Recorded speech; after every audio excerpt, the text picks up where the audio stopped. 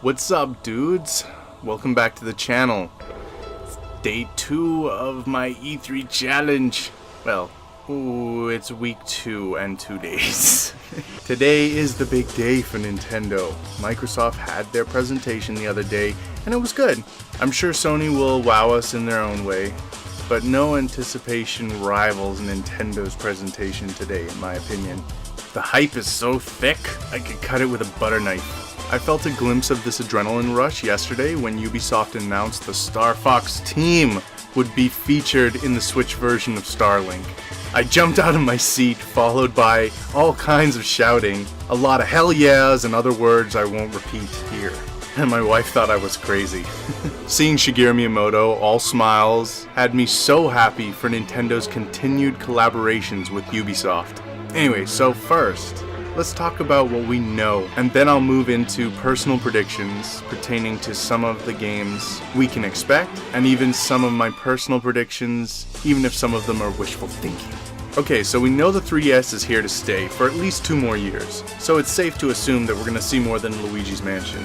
I'll leave it at that because I really don't know what else Nintendo could potentially be bringing to the 3DS, with Switch being such a focus. The most important thing for Nintendo at the moment is to keep the bullet train that is the Switch moving at a steady pace. They know lots of games will do that, but the best thing is exclusives, and exclusive content for those third-party games. As seen with Starlink, that hype blew the roof off yesterday. It was fantastic. If you missed it, check out SpawnWave's reaction video. It was pretty awesome. I'll leave a link below. So we know for a fact that they'll only be showing off 2018 releases, but I think in good Nintendo fashion, they're gonna surprise us at some point in the presentation. The games that we know that will be shown off that are Nintendo first-party titles are Smash Bros., Metroid Prime 4, Pokemon Let's Go, which we've already seen, Mario Tennis, which we've already seen, and Fire Emblem Switch. Now that's just from Nintendo. We can also look forward to the potential of a version of Fortnite, Overcooked 2, and many more. It will be awesome to see what kind of Nintendo Switch specific animations and clothing will be added to Fortnite.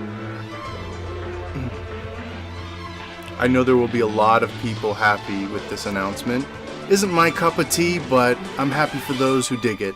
Now let's talk my predictions and hopes, starting with Smash. It's obviously gonna look absolutely gorgeous, like Kingdom Hearts 3 pretty. We know it will have a crazy cast with never before seen characters. I have hopes of at least a few more characters from third-party companies. Here are a few of the characters I predict / hope for. Rex from Xenoblade Chronicles 2. Ridley from Metroid series. Jean or Rodin from Bayonetta. Waluigi from the Mario series. Rayman from Rayman. Ryoma from Fire Emblem Fates. And I mean this one's definitely wishful thinking. Ryu Hazuki from Shenmue. Or any Virtual Fighter character, honestly. I would have it be Akira or Sarah. The other aspects I hope for from Smash is that all characters will be treated like some of the DLC characters like Cloud and Bayonetta, in that they have different costumes. I mean, wouldn't it be cool if there was an 8-bit, 16-bit, 64-bit costume for Mario? As for features, there's no telling what could be added, but it's been 2 games since the Smash Ball was added, and with motion controls and touch controls, we could end up being very surprised.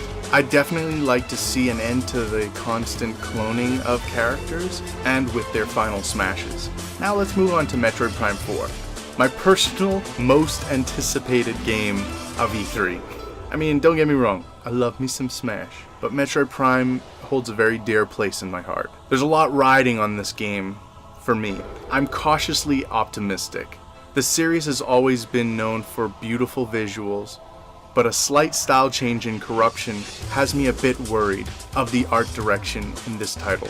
Adding the fact that Bandai Namco is the designer on Prime 4 has me weary but ready. I mean, if Soul Calibur 6 is any indication of what could be, then I'm fine with the choice, even if they are a different studio. I feel a multiplayer can be expected on several fronts. Nintendo has to realize that it's the way of the world of gaming now. All they need is a battle mode like Metroid Prime Hunters, and if possible, breaking the game into sections in order to have co-op missions like Federation forces. This would be a very welcome addition, in my opinion. These modes would essentially pay homage to the entire series and would make a lot of fans happy. On the control front, you can also expect, like Doom, Switch, and Federation forces, that motion controls will be a welcome option. Swiftly moving on to Pokemon! Oh my god, I'm not even the biggest Pokemon fan, but Pokemon Let's Go does look really nice. With Let's Go, they've done a few clever things. To start, it's absolutely gorgeous, and it seems to play very similarly to what we are used to on the 3DS, with the added feature of connectivity with Pokemon Go. Nintendo has found a clever way to have players dust off the app and keep it that way. But this isn't the only Pokemon game in the works.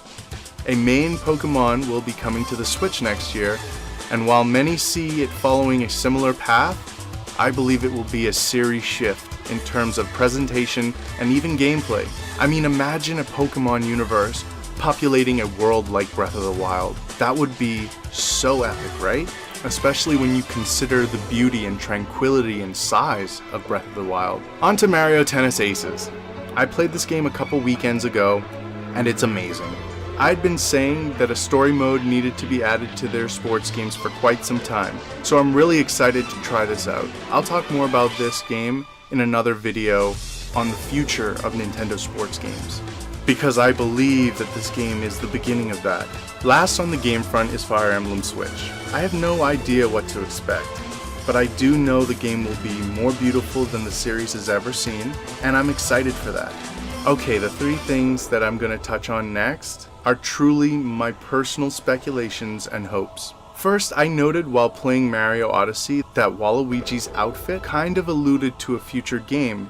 The description on the hat being, "This cap has an upside down L, looks like it has been barely used." And on the pants, this outfit kind of makes you want to lurk in the shadows waiting for your time in the spotlight. I don't want to read into this too much, but as someone who wants to design for Nintendo, I've had a Wario and Waluigi game concept in mind for a long time, so the idea makes me very excited.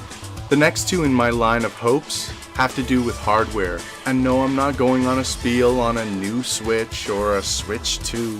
No, I believe the Switch is here to stay as the successor to the 3DS when it comes time. No, my personal opinion is that Nintendo takes that waste of space dock and transforms it into a full-fledged powerhouse. This would allow games like Doom to be updated to a PS4-like quality. It could also potentially allow for Wii U games like Zombie U to come to the Switch, and even allow for experiences that couldn't even be handled on the Wii U, even having two or more Switches interacting with the system. For example, take Sega's zombie shooter, The House of the Dead, one of my favorite games of all time. This traditional experience could easily be replicated on the Switch with the Joy-Cons, but imagine if two Switch players could jump in and now you have zombies coming from the sides and from behind. Now teamwork becomes a whole new ballgame. Next up is a declaration of my love and belief of the Joy-Cons, and also the fact that Nintendo has said that they are very interested in VR. I've said from day one of the announcement of the Switch that between motion controls and amazing HD rumble, that these controllers were meant for VR. This is why I never had a problem with the price. Other VR controllers are twice or three times as much, with the PlayStation Move being the closest in price, but also being dated technology. We also all know that the Switch on its own couldn't manage VR, and a headset using the Switch with its 720p display is out of the question. So I'm suggesting / hoping for a headset with all the necessary guts required, sliding the Switch in to act as the brain of the device. It would most likely be $200 or more, but you have the console and you have the controllers already. Personally, I think this is a brilliant idea. The only thing I think that could make it even more brilliant is if they reinstated the Virtual Boy name, adding a 2 or an HD at the end. Or hell, for joke's sake, call it the Virtual Boy Color.